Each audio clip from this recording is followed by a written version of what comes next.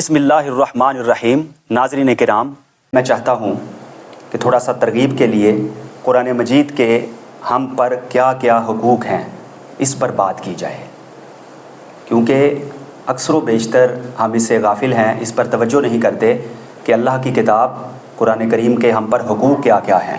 تو سب سے پہلا قرآن کریم کا حق ہے ایمان بالقرآن، قرآن کریم پر ایمان لایا جائے۔ سب سے پہلی بات تو یہی ہے کہ ہمارا ایمان قرآن کریم پر پختہ ہو۔ اللہ تعالیٰ جیسا کہ ارشاد فرماتا ہے، الذین یؤمنون بما انزل الیک وما انزل من قبلک وبالآخرۃ ھم یوقنون۔ متقین کی علامت بتائی جا رہی ہے کہ متقین وہ ہیں جو ایمان لاتے ہیں اے نبی جو آپ پر نازل کیا گیا اور آپ سے پہلے جو نازل کیا گیا اس پر بھی ایمان لاتے ہیں اور آخرت پر یقین رکھتے ہیں۔ تو سب سے پہلے تو یہ ضروری ہے کہ ایمان لایا جائے، زبان کے ساتھ اس بات کا اقرار کیا جائے جس کو اقرار باللسان کہتے ہیں، اور پھر جو ہے دل کے ساتھ اس چیز کی تصدیق کی جائے، یعنی جو زبان سے کہہ رہے ہیں کہ ہمیں قرآن کریم پر ایمان ہے، دل بھی اس بات کی تصدیق کرے کہ ہمیں قرآن کریم پر ایمان ہے اور ہمارا ایمان جو ہے وہ پختہ ہونا چاہیے۔ اور پھر ایمان کا تقاضا کیا ہے؟ جب ہم ایمان لاتے ہیں تو اس کا تقاضا یہ ہے کہ ہم قرآن کریم کی تکریم کریں، اس کا ادب و احترام کریں، کیونکہ ادب و احترام بڑا ضروری ہے۔ علم میں کمی رہ جائے تو اس کی جو کمی ہے وہ ادب پوری کر دیتا ہے، اور اگر ادب میں کمی رہ جائے تو دنیا کا کوئی علم اس کی کمی پوری نہیں کر سکتا۔ اس لیے ضروری ہے کہ ایمان بھی لایا جائے قرآن کریم پر، اور اس کے ساتھ ساتھ اس کا ادب و احترام بھی کیا جائے، جو ایمان کا لازمی تقاضا اور نتیجہ ہے۔ تو یہ جو چیزیں ہیں ایمان کے حوالے سے یہ بہت ضروری ہیں۔ اس کے بعد جو ہے تلاوت قرآن، سب سے پہلے آپ ایمان لے آئے قرآن کریم پر، دل کے ساتھ بھی زبان کے ساتھ بھی ادب و احترام بھی کر لیا، لیکن یہاں تک بس نہیں، مزید آگے بڑھنا ہے۔ دوسرا حق قرآن کریم کا کیا ہے کہ قرآن کریم کی تلاوت کی جائے۔ اب تلاوت میں کیا کیا ہے؟ ایک تو ہے محض تلاوت یا پڑھنا جیسے ہم پڑھ لیتے ہیں، لیکن تلاوت میں کیا ہے؟ تجوید، ترتیل، تردید، تین چیزوں کو پیش نظر رکھنا ہے۔ تجوید قرآن پاک کا علم ہے جس کے مطابق یہ بتایا جاتا ہے کہ کون سا لفظ کیسے ادا کرنا ہے۔ تو اللہ ماشاءاللہ اس پر ہم توجہ نہیں کرتے، سیدھا سیدھا قرآن پاک پڑھتے رہتے ہیں، یہ نہیں پتہ کس لفظ کا مخرج کیا ہے، اس کو ادا کیسے کرنا ہے۔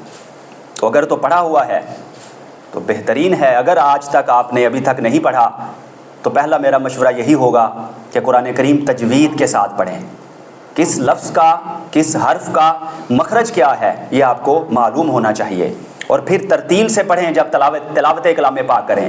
اللہ تعالیٰ فرماتا ہے وَرَتِّلِ الْقُرْآنَ تَرْتِیلًا، اور قرآن کریم کو ترتیل کے ساتھ پڑھو، ٹھہر کر پڑھو، اور پھر تردید کے ساتھ پڑھیں۔ حضرت نظام الدین اولیاء رحمۃ اللہ علیہ ان کی مجلس سجی ہوئی تھی کہ آپ نے فرمایا کہ قرآن کریم کو ترتیل سے بھی پڑھیں اور تردید سے بھی پڑھیں۔ ایک شخص نے سوال پوچھا، ترتیل تو سمجھ میں آ گیا، یہ تردید کیا ہے؟ آپ نے فرمایا تردید یہ ہے کہ جس لفظ پر جس آیت پر آپ پر کیفیت طاری ہو جائے اس کو دہرائیں، اس کو بار بار پڑھیں۔ پھر مثال دی کہ نبی کریم صلی اللہ علیہ وآلہ وسلم ایک بار تلاوت کلام پاک کا آغاز فرمانے لگے تو آپ صلی اللہ علیہ وآلہ وسلم نے پڑھا بسم اللہ الرحمن الرحیم۔ جب یہ پڑھا تو آپ صلی اللہ علیہ وآلہ وسلم کی کیفیت بدل گئی۔ تو کہتے ہیں کہ آپ صلی اللہ علیہ وآلہ وسلم نے بسم اللہ الرحمن الرحیم کو 20 بار پڑھا۔ تو یہ ہے تردید، اگر آپ کی کیفیت بدل گئی تو اس آیت کو بار بار پڑھیں، اور پھر قرآن کریم کو خوش الہانی سے پڑھیں۔ نبی کریم صلی اللہ علیہ وآلہ وسلم کا فرمان ہے زینوا القرآن باصواتکم، قرآن کریم کو اپنی آوازوں کے ساتھ مزین کر کے پڑھیں، یعنی خوش الہانی کے ساتھ جو ہے وہ قرآن کریم کی تلاوت کریں اور پڑھیں۔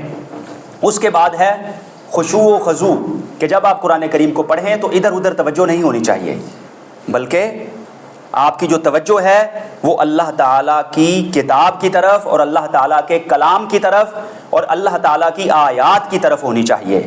کیوں؟ اس لیے کہ آپ کا رب آپ سے کلام کر رہا ہے۔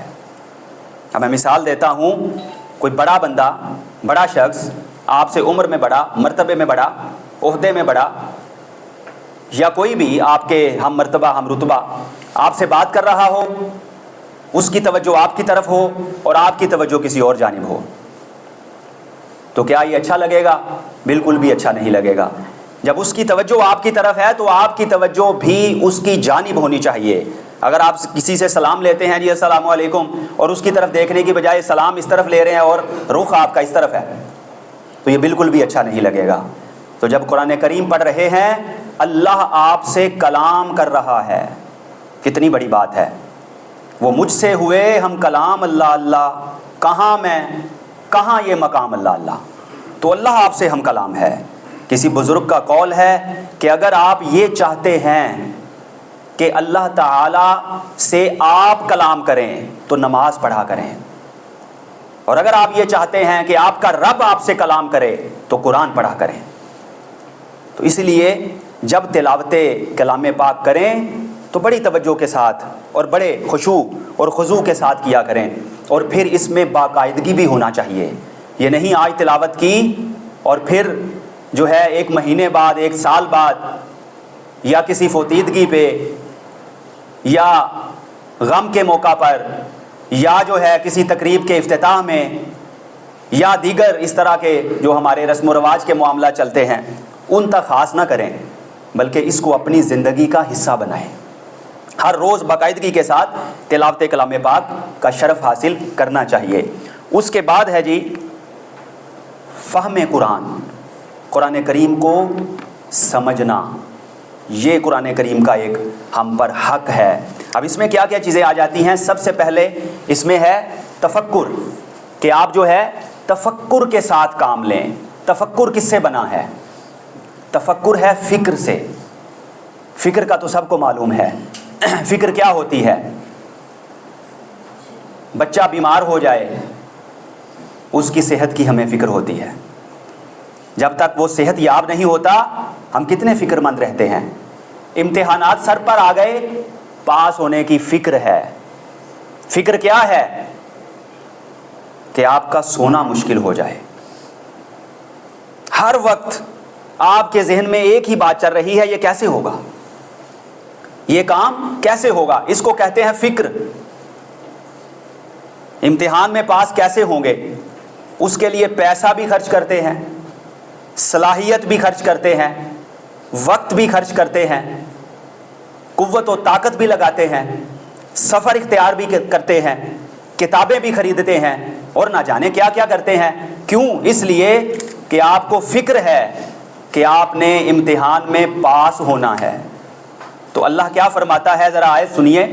اللہ تعالیٰ فرماتا ہے کذالک نفصل الآیات لقوم یتفکرون، ہم آیتوں کو کھول کر بیان کرتے ہیں تاکہ جو قوم ہے، لوگ ہیں، یہ تفکر کریں، فکر کریں۔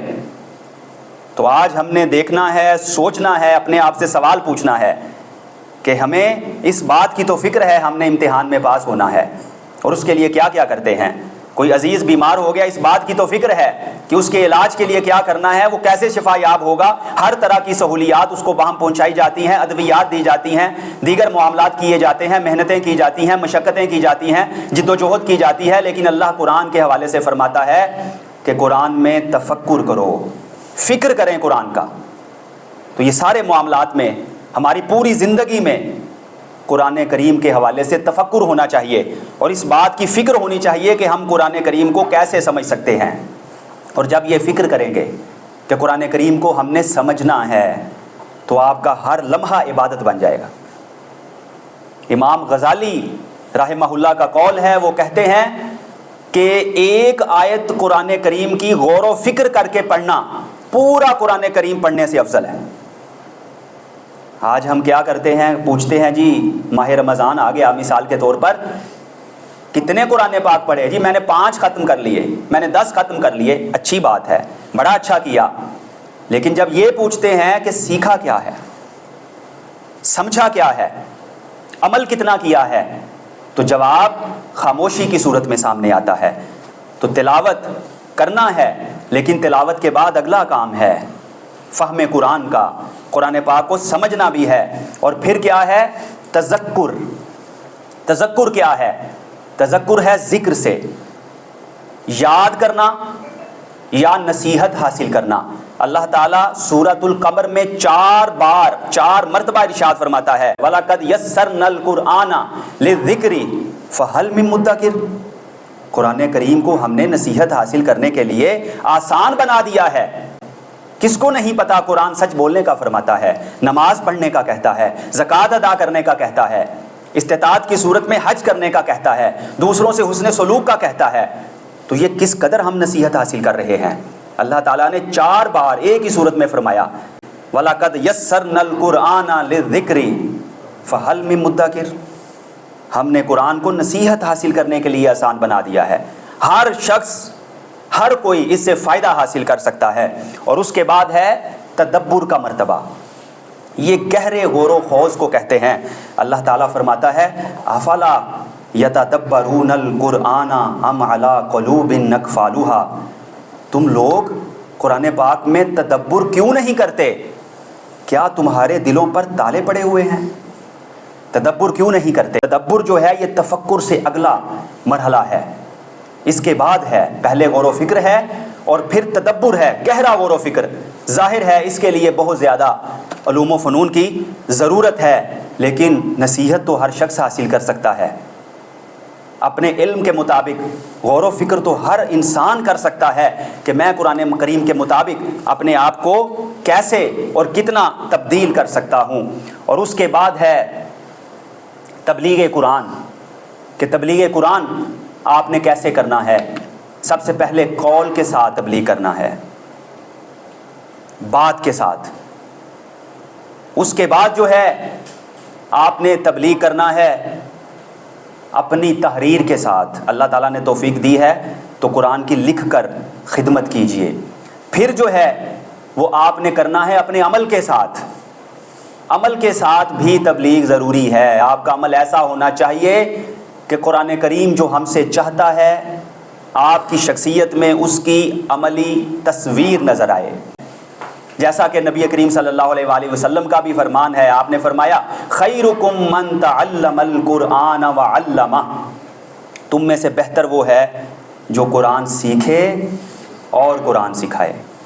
وہ بہتر ہے جو قرآن سیکھے اور سکھائے، یعنی پہلے قرآن ہم نے سیکھنا ہے اور پھر جو ہے دوسروں تک لے کے جانا ہے، دوسروں تک پہنچانا ہے۔ اور پھر آپ صلی اللہ علیہ وآلہ وسلم کا فرمان ہے بلیغوا عنی ولو آیہ، ایک بھی آیت ہو تو دوسروں تک پہنچا دیجئے۔ اور اس کے بعد مرحلہ آتا ہے نفاذ القرآن کا، کہ آپ نے قرآن کریم کا نفاذ کرنا ہے۔ یہ ظاہر ہے کہ اجتماعی طور پر ممکن ہوگا، انفرادی طور پر تو ہم عمل کر سکتے ہیں، لیکن اجتماعی طور پر آپ نے جو ہے وہ قرآن پاک کا نفاذ کرنا ہے۔ ہمارا معیشت کا نظام قرآن کے مطابق ہونا چاہیے، معاشرت کا نظام قرآن کے مطابق ہونا چاہیے، تعلیم کا نظام قرآن کے مطابق ہونا چاہیے، ہمارا ابلاغیات کا نظام، یہ جو سوشل میڈیا ہے اور دیگر ذرائع ہیں، ان کا نظام قرآن کے مطابق ہونا چاہیے کہ قرآن کس طرح ہماری اس حوالے سے رہنمائی کرتا ہے، اس طرح ہم اس کو آگے لے کر بڑھیں گے اور چلیں گے۔ تو یہ قرآن کریم کے ہم پر حقوق ہیں۔ اللہ تعالی ہمیں قرآن مجید کے حقوق ادا کرنے کی توفیق عطا فرمائے، آمین یا رب العالمین۔